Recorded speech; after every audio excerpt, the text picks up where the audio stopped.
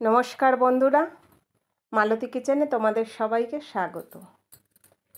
আজ সর্দি জ্বরের মুখে ভীষণ টক টক বা চাটনি খেতে ইচ্ছা করছে, কিন্তু টক করলে কি বলো তো, আমি একা খাবো বা আমার বর খাবে, চাটনি করলে সবাই খাবে। তো দেখো, এখানে আমি চলে এসেছি বিলাম্বি নিয়ে। এগুলো জানি না তোমরা কি ফল নামে চেনো। এগুলো বিলাম্বি ফল বলে বা বিলম্বি বলে, আমাদের গাছে হয়েছে। এই ফলগুলো না কিছুটা কামরাঙার মতন। কামরাঙা যেমন কাটলে বা গালে দিলে যেমন রসালো টকটক ভীষণ ভালো লাগে, এই ফলটাও সেম তাই, কিন্তু কামরাঙার থেকে এই জিনিসটা ভীষণ টক। তো বন্ধুরা দেখো, এই ফলটা আমি আর চাটনি করব। প্রথমে ধুয়ে নিচ্ছি। আর এই ফলগুলো না মনে হয় যেন তেল তেল গাটা। দেখো, দেখে মনে হচ্ছে না সেরকম লাগছে না, যেমন বেগুনটা চকচক করে মনে হয় তেল মাখানো, কিন্তু আঠা আঠা কীরকম তেল তেলের গাটা।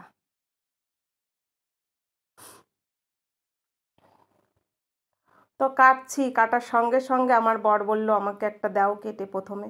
তো ওকে প্রথমে একটা কেটে দিলাম। ও তো সে খাচ্ছে আর মেয়েদের মতন টাকস দিচ্ছে, উফ, মানে কি বলবো, কি বলে জানি না। প্রথমে দেখো ছুরি দিয়ে বেশ লম্বা লম্বা করে কেটে নিচ্ছি আমি। আর একদম কাটছি তো মানে রস পড়ছে বেয়ে বেয়ে, মানে এরকম। আর পাকলে না আরও মিষ্টিটা একটু, টকটা একটু কমে যায় আর পচে যায়। আর বর্ষার দিনে তো কেউ দেখতে পারিনি অবশ্য, তার জন্য এতগুলো রয়েছে, ঝোপের আড়ালে ছিল। এই দেখো, আমিও একটা কাটতে কাটতে খেয়ে নিলাম। তা আমার ফলগুলো কাটা হয়ে গেছে।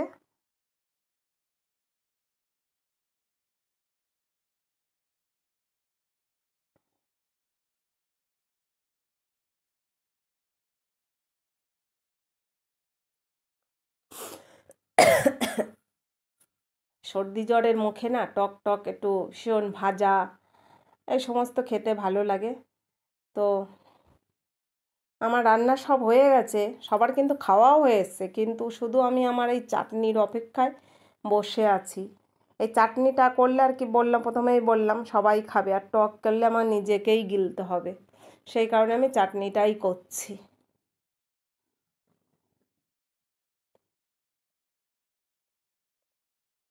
সর্ষে ফোড়ন দিলাম তেলের উপরে, এবার এগুলো ছেড়ে দিলাম। এখানে পাঁচফোড়নও ব্যবহার করা যায়, আমি সর্ষেটাই দিয়েছি।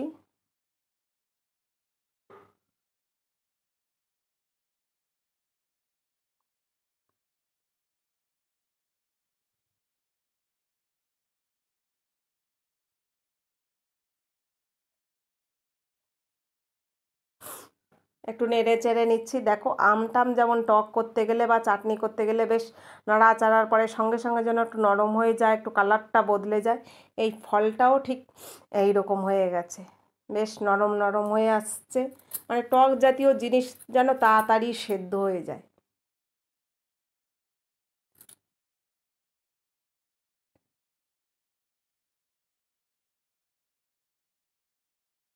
দেখো কি সুন্দর লাগছে, ওহ! আর এই টক জিনিস দেখলে যেন আমার জিভে জল চলে আসে, আর কি বলবো, আমি যেন গাল ভরে টক খেতে ভালোবাসি, কিন্তু আমাকে ডাক্তারে না করে টক খাবে না। এবার একটু অল্প করে জল দিয়ে দিলাম, যেহেতু চাটনি করব তো, নাহলে ভাজা ভাজাই রাখতাম। তা বন্ধুরা, কেউ কখনো দেখেছো এই বিলাম্বি ফল বা খেয়েছো? যদি না খেয়ে থাকো, না দেখে থাকো, এখনো আমাদের গাছে আছে, আর একটা হবে, আর একটা সিজন হবে, মানে একবার তুলেছি, 15 দিন পরে আবার তোলা যাবে, তো চলে আসতে পারো আমাদের বাড়িতে, পেয়ে যাবে।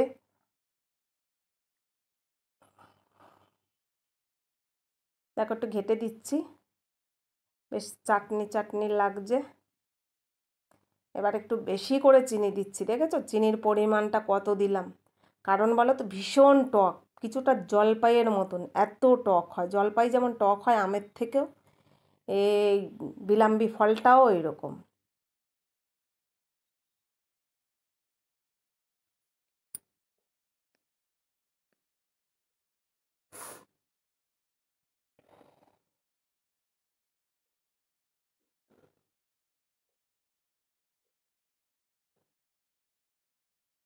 দেখো, যেমন চাটনি করতে গেলে চিনি দিলে যেমন একটা ফেনা ফেনা ভাব এসে যায় না, ঠিক এই জিনিসটাতেও সেরকম হয়ে এসছে।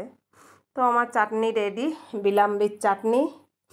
বন্ধুরা, আমি তো আগে মানে খাবই, তো তোমাদের ভালো লাগে যদি, এরকম যদি থেকে থাকে কেউ বানিয়ে খেও, আর না হলে আমাদের বাড়িতে চলে এসো, আমরা দেবো, আমাদের গাছে অনেক আছে। আর এই মানে ওয়েদারে মানে একটু কি বলবো, দেখো দুটো মাছ ভাজা নিয়েছি, একটু সয়াবিন নিয়ে নিয়েছি, একটু ঝাল ঝাল চাটনি চাটনি ভালো লাগে, তো প্রথমে তো একটু চাটনি নিয়ে নিচ্ছি, আমি খাবো। তো বন্ধুরা, ভিডিওটা ভালো লাগলে লাইক কমেন্ট শেয়ার সাবস্ক্রাইব করে দিও, আর ফেসবুক পেজটাকে ফলো করে দিও। নতুন ভিডিও নিয়ে আসবো, পাশে থেকো। ধন্যবাদ।